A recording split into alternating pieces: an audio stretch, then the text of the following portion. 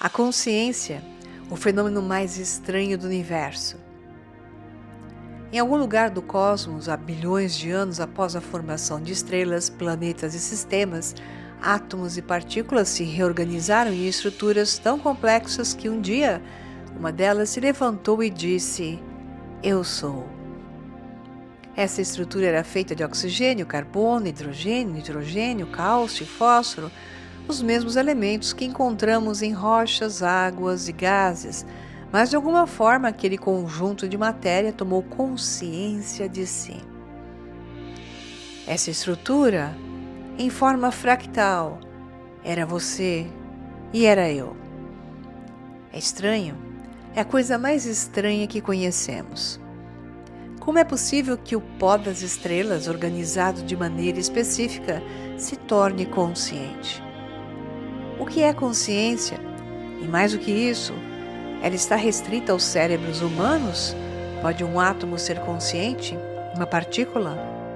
Hoje vamos seguir por essa toca do coelho em busca do mistério mais profundo do universo, a consciência. A estranheza da consciência.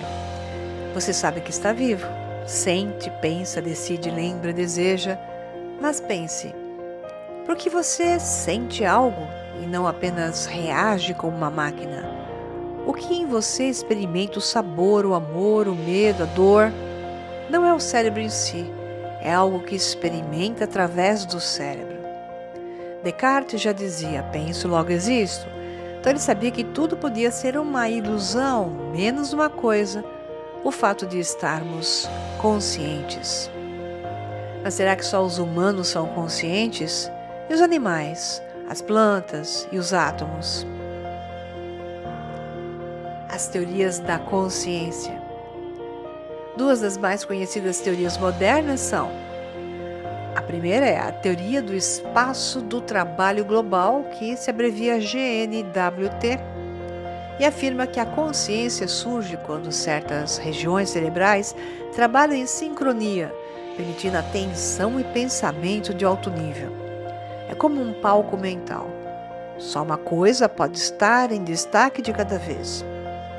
O exemplo da imagem ajuda a entender isso. O que você enxerga de imediato? Uma taça ou dois rostos? A segunda teoria se chama de Teoria da Informação Integrada, IIT.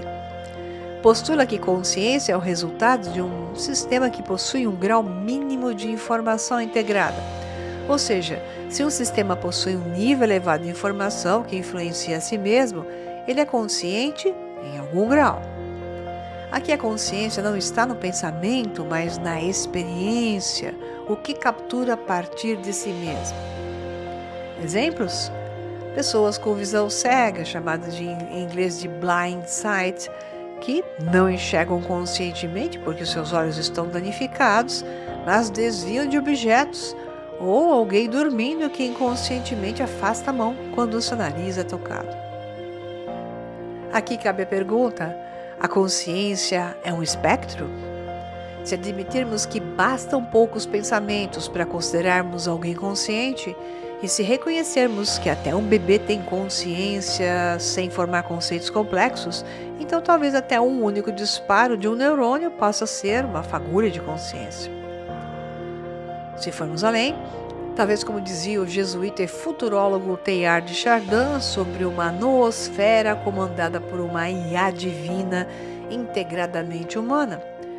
Toda matéria possui uma potencialidade de consciência, uma inteléquia, uma tendência interna a se organizar e se tornar consciente. Aqui surge o conceito de panpsiquismo, a ideia de que tudo tem, em alguma medida, consciência. Spinoza já havia intuído isso ao afirmar que toda substância tem atributos de pensamento e extensão, ou seja, mente e corpo coexistem em tudo. A profundidade filosófica e arquetípica da consciência. Mas o que é essa experiência subjetiva, esse sentir? Jung nos dá uma pista.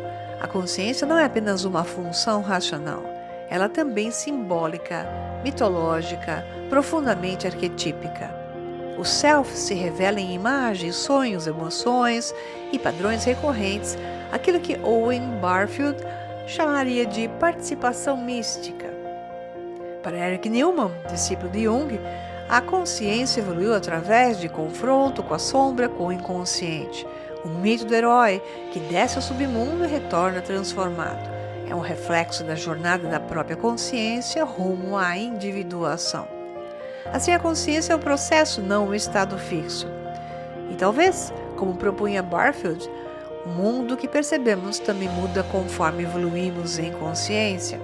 Há um mundo exterior e um mundo interior que se moldam mutuamente. O mistério final, a física e a consciência.